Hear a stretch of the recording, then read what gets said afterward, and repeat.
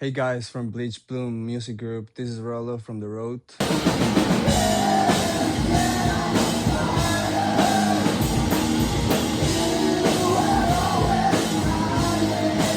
This is Ignacio from the Rote.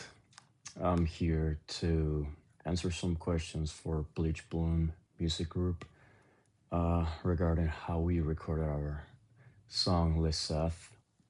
So when I first heard Lesath, I thought it was a cool song right away.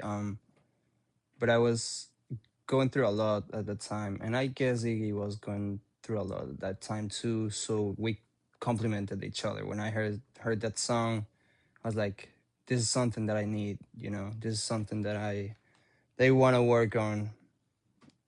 That it might save my life." So yeah, I approached this song with all the love we had.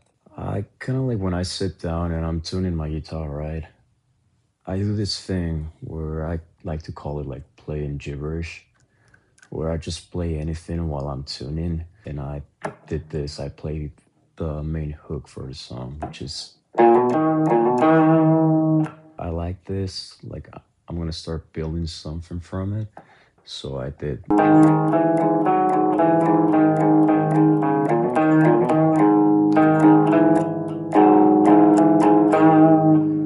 And then I was like, I'm gonna give it a little bit more of a little bit more of style, if I may.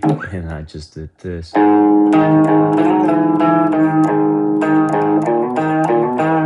So what I do on this song is I follow mostly the main riff. I didn't want to add anything on it, like I do on other songs from the album, like Bullnose Kid.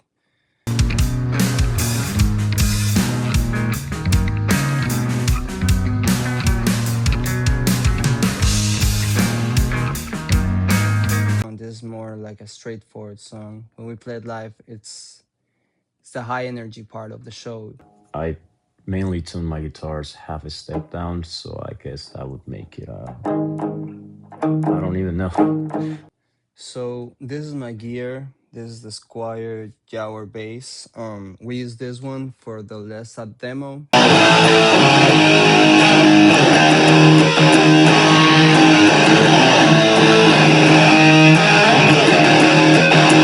I named it Lesath because at the time I was going out with a girl and she told me I should name one of my songs Lesath. Like if I ever write one, I should name it that. And I asked her like, what does that mean? She explained to me that Lesath is it's a star in the Scorpius constellation, and it's located in the part of the stinger. I took it as a metaphor, as like maybe the stinger, kind of like something sharp, something that would leave a wound. And I like that. I finished the lyrics properly with something that was going on through my life at the time. And yeah, I would say it basically means like this recurring fear of being left behind, being forgotten. This song is not about that fear, but it's actually about the aftermath of it becoming a reality. This is the Yamaha MB Motion from 1986. I know, it's really old.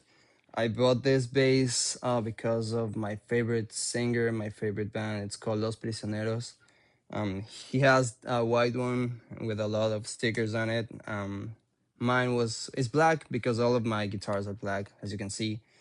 And yeah, I love this bass. I really adore this bass. It has a really good sound. It has an active and passive switch. It has two microphones here. And yep. So for recording Lesath and actually for recording the whole Mary Underwater album, I used this guitar. This is a Fender Mexican-made Stratocaster. It's an HSS. And what I like about this guitar is that if you switch the pickup all the way to the bottom, it has this humbucker, which for the style of music that we do and that I like to make, it works really great. It gives you that kind of punchy, aggressive, heavier tone that I use for most of our songs. When we did the recording, I want to use this bass because it added this sound with the passive switch. So take a listen.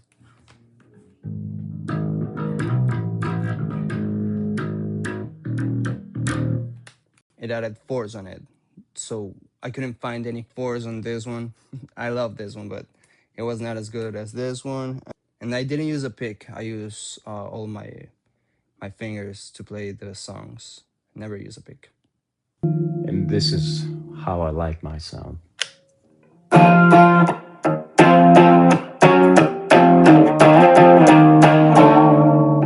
Mainly for Mary Underwater, it's different how I play it live to how I record it. I use my 78 custom MXR distortion pedal, which I didn't use at the time, but when we went to the studio, we recorded this album at Woodrock Studios in Raritan, New Jersey. And our producer and sound engineer, Vince Carducci, he introduced me to this pedal. He he told me that he randomly bought it from a local music store, and then when he tried it for, he was using it. He's a bass player, and he was using it for him. That he immediately felt like this is like the distortion pedal, and I couldn't agree more. Like ever since I used it, like I haven't stopped using it, and it's my go-to distortion pedal.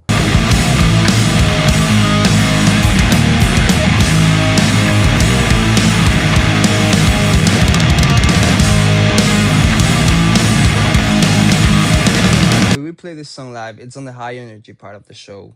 And it's sad for me because I know the show it's almost over, but I love what we bring on this song because it's kind of like a build up, you know. When Iggy goes first with the main riff, there's this silence that the audience feels it, you know. So when James and I come into the song, it creates this huge explosion which immerses you in the song.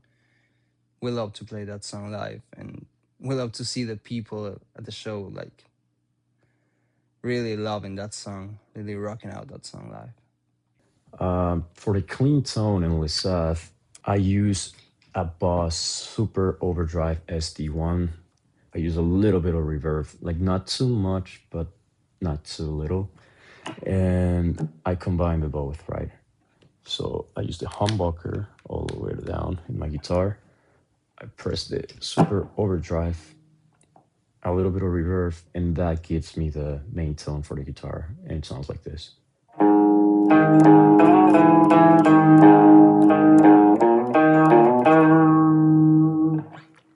And then for the distorted part, I use my MXR distortion combined with the overdrive, which I like to mention.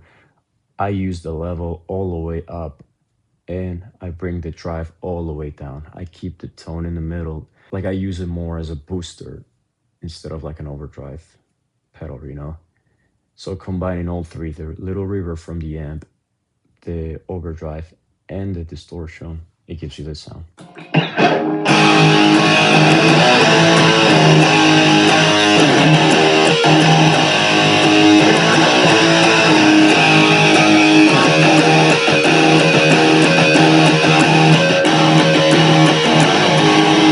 Yeah, a lot has changed since we started the band. Mostly our sound has changed. For instance, I used the pick when we first started, so now I use my fingers all the time. Um, the sound is the most important thing. Like all the pedals we use, all the gear we use. It's like all these years of experience, like knowing what what we want to sound like, and what we want to express. You know, that's what's all about. It's safe to say that we are a different band from when we first started because now we have our sound, you know. Now we know what to express, we know what to use, we know what to say. We were holding back our emotions, we were holding back what we had, but not now. Now, what you listen is what we bring to the table. When recording this song, what we did is I like to record the sounds this way. Again, this was all Vince's idea, which he's like a super great producer and a great sound engineer. We recorded one guitar that goes into like the into both speakers. Then on top of that, I do one guitar for the right and one guitar for the left. We combine all three, and that's how we get like a fuller sound. And that's what you're hearing on Lesath. Now, playing it live, when we play live and we do our shows, I like to use this guitar right here. This is Ibanez hardcore semi-hollow guitar. In this song in particular, I just keep it simple. I use the same exact setup that I used when I recorded it.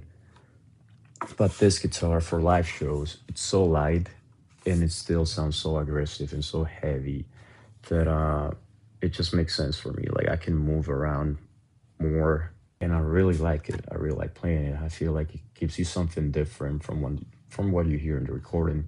To me, it's more about an experience when you go to a show, right? When I see my favorite bands, when I go see bands like Idols, they don't play exactly the same thing that you're listening to when you hear their records, but they give you an experience, and that's what we try to do as a band when we play live.